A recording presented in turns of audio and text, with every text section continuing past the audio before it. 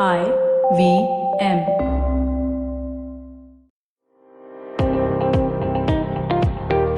Welcome to All Things Policy, a daily podcast by the Takshashila Institution. We are a bunch of policy nerds based in Bengaluru, and we like bringing fresh perspectives to Indian affairs and Indian perspectives to global affairs. So grab a cup of coffee, sit back, and join us for today's chat.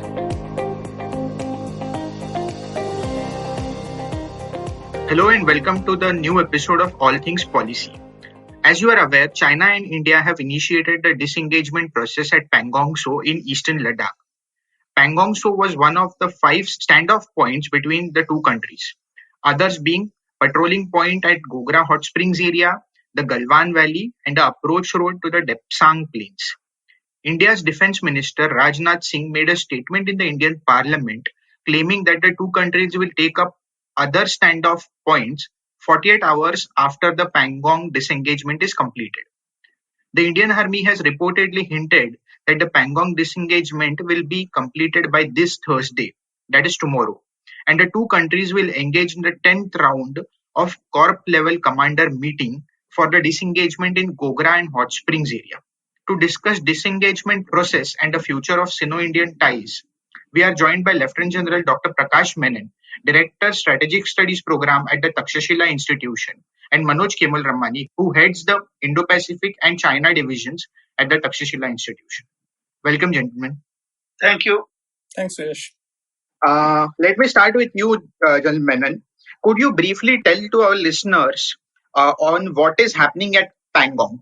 Are we only disengaging from the northern bank, or are we disengaging from the north and south banks? And also, are we withdrawing from the strategic heights of the Kailash range that we had occupied in late August last year? Yeah, so let's be clear about the terms which we are using here, which is you're using withdrawal, you're using de-escalation, disengagement. So I think we need clarity on the process which is on is actually a escalation process which involves disengagement. So I think we need to differentiate these two. Withdrawal would mean that you were there before and then you're coming back. So there is a difference between withdrawal and disengagement. I mean, if you talk about certain places which were occupied in April 2020 and you are actually moving back, it would be better to call that disengagement rather than withdrawal. Withdrawal would mean that you actually have been there for a long time and you want to now give it up to somebody else. So I think we should be very careful about what terms which we are using here. So the process, as I want to reiterate, is one of de-escalation which has been agreed to. And the de-escalation process, therefore, has taken as that it's not going to be done as one go in all. It is going to be segmented. And the first part of that process involves the area of the Pangong Tso and also of the Kailash range. So there are two hill features which are relevant here. Pangong Tso which are the fingers, and the Kailash range is actually mostly the southern bank of Pangong Tso and was also the Pangong Tso. So there is apparently simultaneous disengagement, and what we see mostly in the media are two areas, which is the northern bank of Pangong Tso, which includes the fingers 8 to 1, and that there the Chinese are supposed to go back to finger 8. We are supposed to go back to the Dansan Thapa post, which is actually slightly ahead of finger 3 and is between finger 3 and finger 4, closer to finger 3.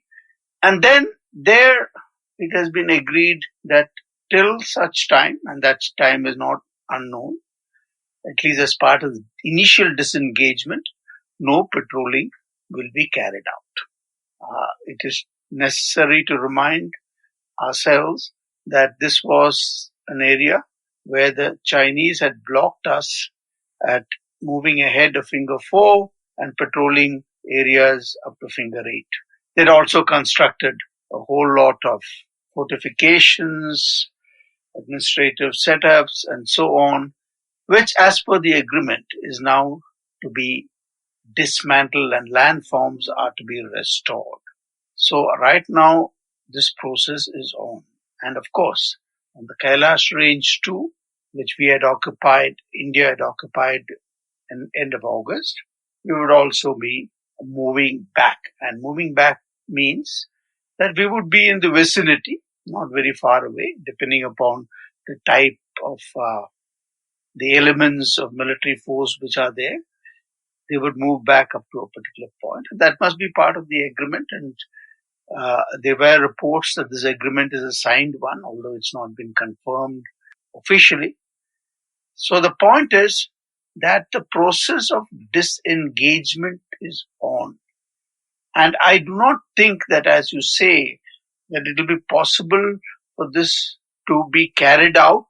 Then you need a verification process by which joint parties would go and physically examine whether these actions have been taken, come to an agreement that it has been, and take the next step forward. Whether it can be done by next couple of days, as you're mentioning, I have my doubts. I think it might take a little longer. And as the defense minister said, once this initial agreement is carried out, then a similar process would actually be put into place in other areas like Hot Spring, Gogra, Galwan, and Dipsang. So this process which is on now is a step which I think we should welcome, because it at least obviates the possibility of accidental or unintentional escalation, since the forces were too close to each other, especially in the area of the Spangor Gap in Chushul, near Chushul. And so I think what we are now witnessing is an agreement on reduction of military tensions by putting a distance between military forces. And while that is being done, we are not supposed to go back to these areas unless it is for mutual verification. So I think the process is well agreed between both the parties, and it is on. And overall, I think it is certainly a positive step which must be welcomed. Okay, I'll ask questions regarding Depsang Plains, but before that, I want to come to Manoj. Manoj, what's your broad overview of the disengagement process that is happening right now? Hey, so I think General Menon has captured everything quite well, and obviously he knows the terrain as opposed to me. So my sense is that, look, this is something that seemed to be on the cards, but still, I mean, it just seemed like the most obvious thing to do in some ways, to disengage from there. Modalities being different as to how you would do that. But in principle, it just sounded like the most logical thing to do. And it was really surprising from all of our ends. I mean, I think not just from our point of view, but also if you listen to what the Indian Foreign Minister has been saying in public statements over the last few months, he's been basically saying, look, the Chinese still have to explain to us why they've done this, how their behavior has changed is strange. So it just seemed like the most logical thing to do, because conflict continues to remain in neither side's interest. So it's good. This is a positive first step where both armies are sort of stepping back from eyeball to eyeball confrontation. Because like we saw in the Galwan Valley in the middle of last year, that, one thing can lead to many other challenges, and suddenly you can find yourselves in a very complicated situation. So it's good that that step has been taken.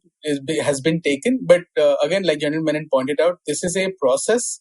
It's going to take time. And once you take that time to initially disengage from eyeball to eyeball confrontation, go back to your posts, even when you start to verify whether that sort of agreement is holding, the hard part will sort of begin, where you negotiate new protocols.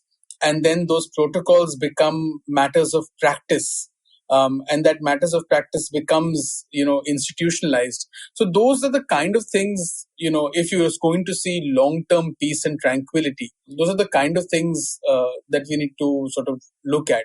What this also means is that any conversation with regard to clarifying the LAC from a Chinese point of view is now well and truly on the back burner if it wasn't before.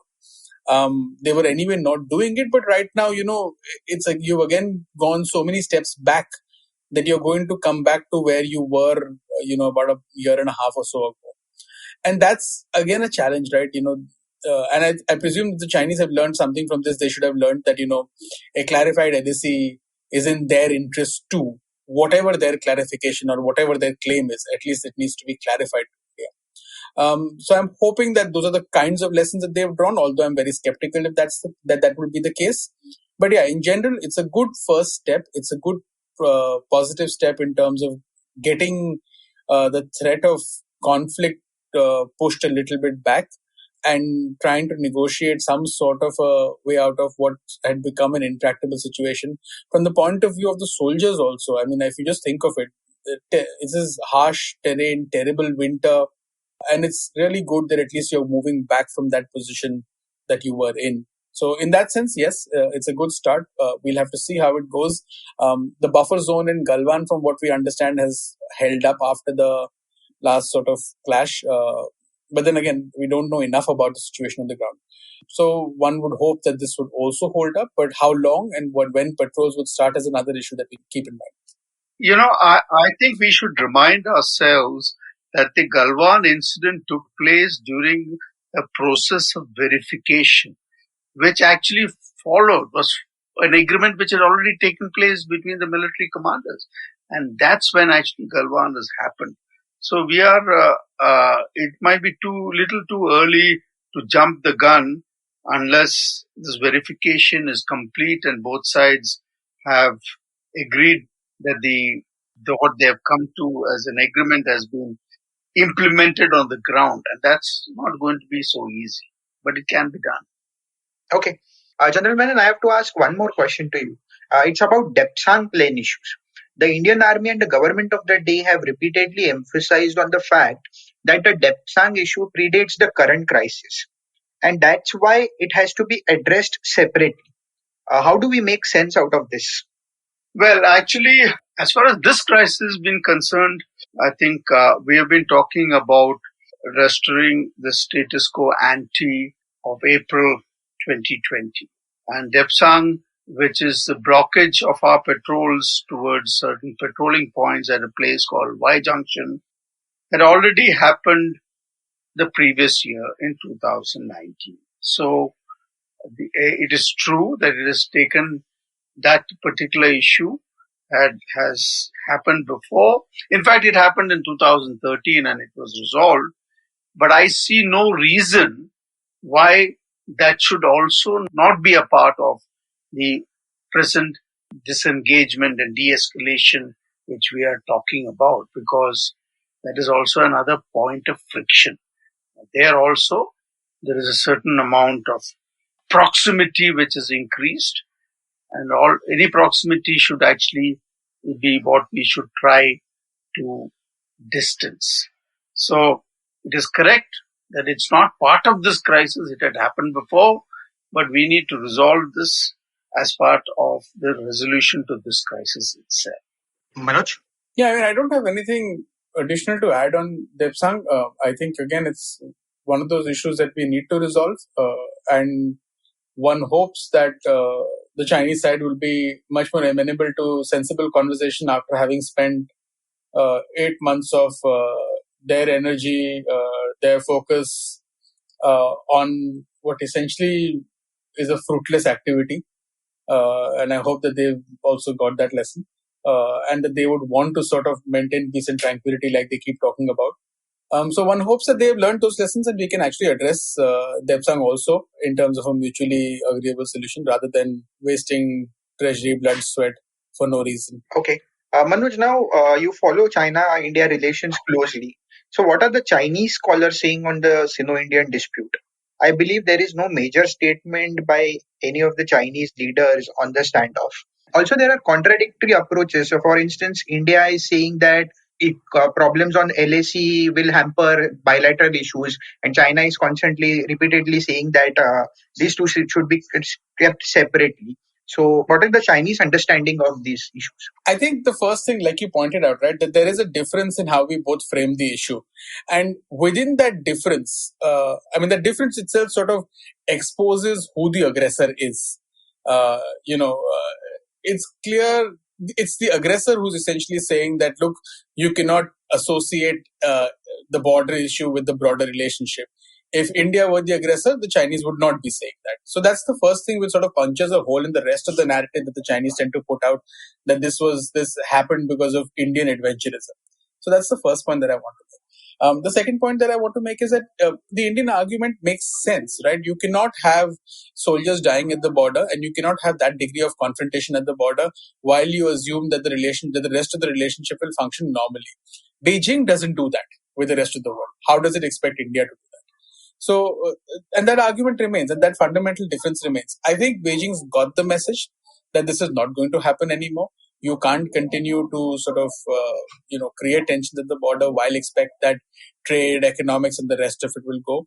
In some ways, the Indian government has, displayed by taking the steps that it took, that it's willing to bear the costs of economic, disengagement to whatever degree it can in the face of this crisis. And that sends a message. I don't think what the actions that we took really hurt the Chinese state. The economic actions that we took, they signaled resolve. They did not really hurt the Chinese state.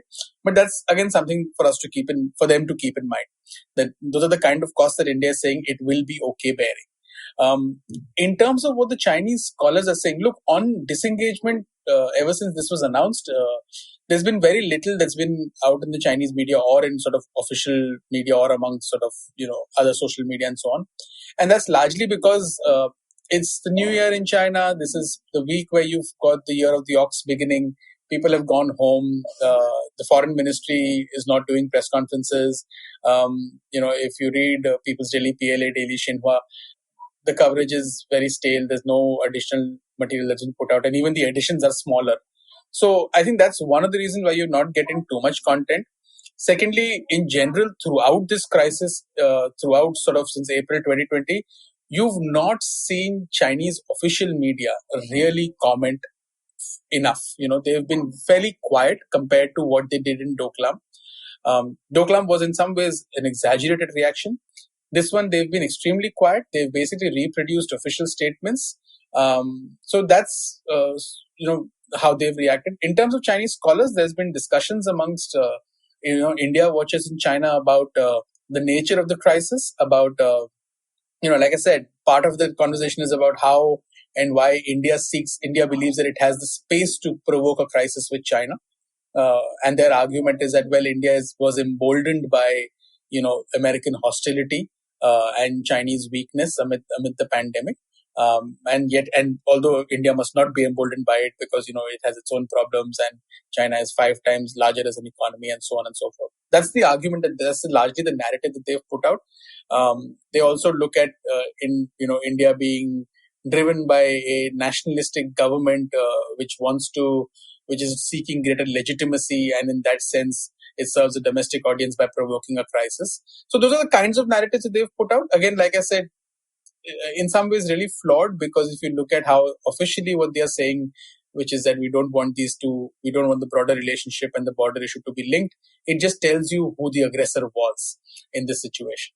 And India gains very little by provoking tensions with China on the border for really nothing, as we have seen the last 8 months what's played out.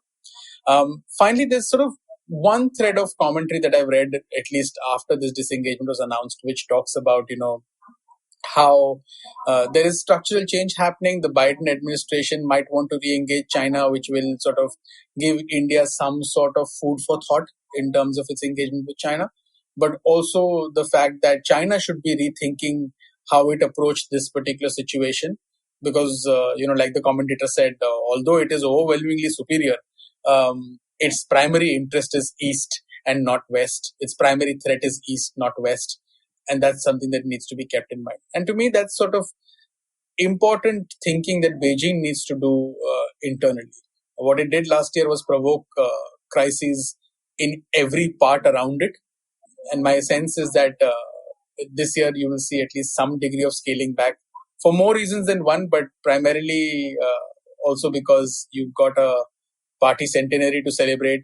And if you have soldiers in eyeball-to-eyeball confrontation with something sparking of conflict and deaths, you don't want to necessarily have that while you're telling the world that you arrived and you're peaceful and you're celebrating at home. So you don't really want all of those things to happen. So that's what I sort of see playing out within China. Okay. And finally, I would like to understand from both of you about the future of the Sino-Indian relations. Where do we go from here?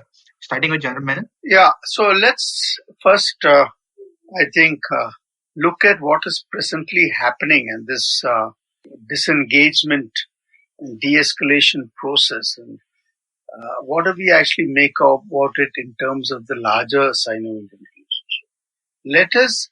I think we should be very clear that this series of events which took place in 2020 has changed the nature of relationship which prevailed before it.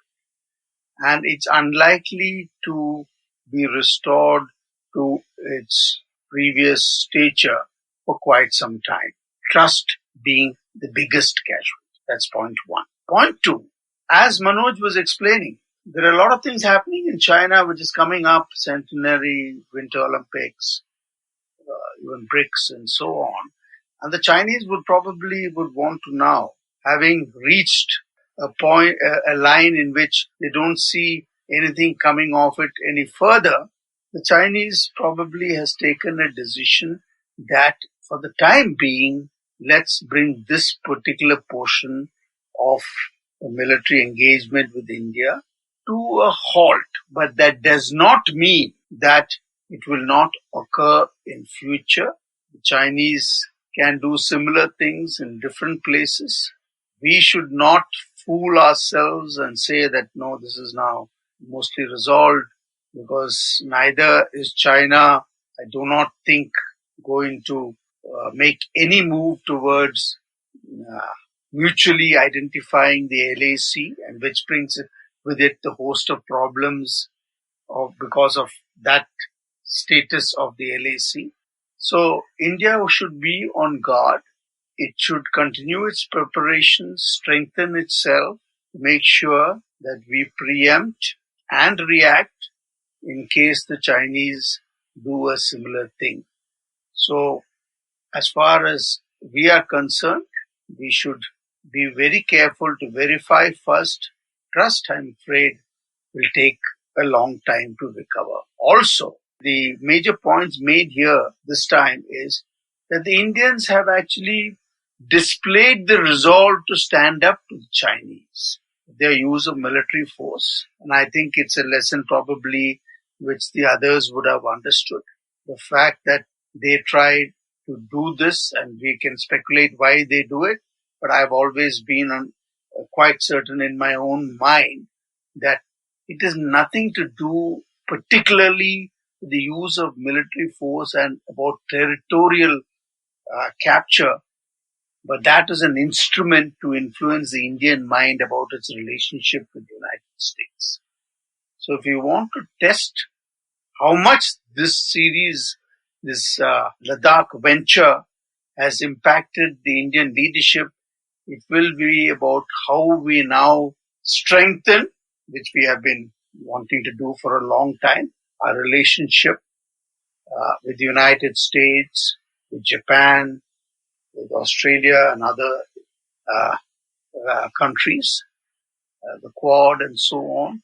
That should not be impacted by the fact that the Chinese are sensitive to us actually tending to cooperate with them. India must maintain its strategic autonomy to take the decisions at who it wants to do what sort of business with, and will not be impacted by the ability of Chinese use of force on the northern borders. And for that we must guard against it. So let's take it that this round of Chinese use of force has probably given us the confidence that we can stand up to them, although they keep telling us and constantly reminding us they're too big, you must do, there is no question of it, but you'll have to do what we tell you to do. I think if the Chinese leadership at least have taken a different view because of this, I think that would be beneficial to both the nations. And the idea that the Chinese have become too strong, that they can do whatever they want, I think this has been the test which probably should make them rethink of what their presuppositions are. And for India, I think we should not let our guard down. We should also not allow our resources to be drawn too much to the northern border so that it will affect the growth of our maritime part. So that is something which we must keep accumulating, because in the end, that is our best guarantee to actually balance the Chinese. Manoj? From my point of view, I echo everything that General Menon has said, and I just sort of summarize it that, there are three phrases, three concepts which are going to become fundamental to the India-China relationship going forward. Some of these were there before also. In sort of about a decade or so ago, we were talking about economics largely, and sort of emerging market economies and so on and so forth. That's obviously completely vanished. So economics is no longer something that is part of the narrative right now in the bilateral relationship, although it plays out in the background. What we have is we've got security and peace, we've got trust, and we've got aspirations. These have been sort of part of the conversation for the last couple of years. Increasingly going forward, we'll see security concerns dominating the nature of the relationship, given what's happened along our borders since 2017 at the very least, if not sort of 2013 onwards, but 2017 at least how things have ramped up. Mistrust, we've seen efforts to address mistrust through informal summits and the rest of it. And clearly what happened in the last year has taken everything to a new low. So it's going to be really hard work to recover from this, for both sides to be able to maintain, to be able to build trust. And that building of trust will now first depend on this peace and security holding up.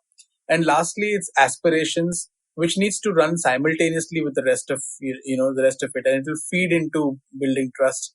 The Chinese haven't really been respectful of Indian aspirations, whether that's in the region, whether that's at multilateral levels, whether that's at sort of the UN. And India is right now a member of the UNSC. Let's see how the Chinese work with us. Just last week, we had a conversation with them, explained to them what our agenda would be at the UNSC. And the Chinese have then repeated their whole deal of the package solution with regard to UNSC reform. So how China deals with India's sort of aspirations of India's rise, given that China is, at the table in many of the international forums where we want a seat at the table permanently. I think how they deal with India there will also give you a determination of how the relationship will go in the future. So I think these are the areas that we need to watch out for. None of them is, optimistic in that that we can look for positive breakthroughs. But at the moment, we're looking at essentially managing the relationship as opposed to deepening it. And once that holds, that's when we look at the rest of it. Things are still not looking great in terms of the broader relationship. And these are the parameters on which I would want to watch what happens. On that note, let me thank General Menon and Manoj for their insights on the disengagement process and the future of the Sino-Indian relations. If you like our China research, please do subscribe to Manoj's newsletter, which is called Eye on China. Thank you again, gentlemen, for your insights. For more such conversations, keep on listening to All Things Policy. Thank you. Thanks. If you liked our show, don't forget to check out other interesting podcasts on the IVM network. You can tune into them on the IVM Podcast app, ivmpodcast.com, or wherever you listen to your podcasts. You can also follow IVM on social media. The handle is @IVM Podcasts on Twitter, Facebook, and Instagram. And hey, if you'd like to dive into Takshashila's research on technology, strategy, and economic affairs, Check us out at our Twitter handle at takshashila_inst or our website takshashila.org.in. I hope you enjoyed that show. If you aren't following us on social media, please do. We're IVM Podcasts on Twitter, Facebook, and Instagram.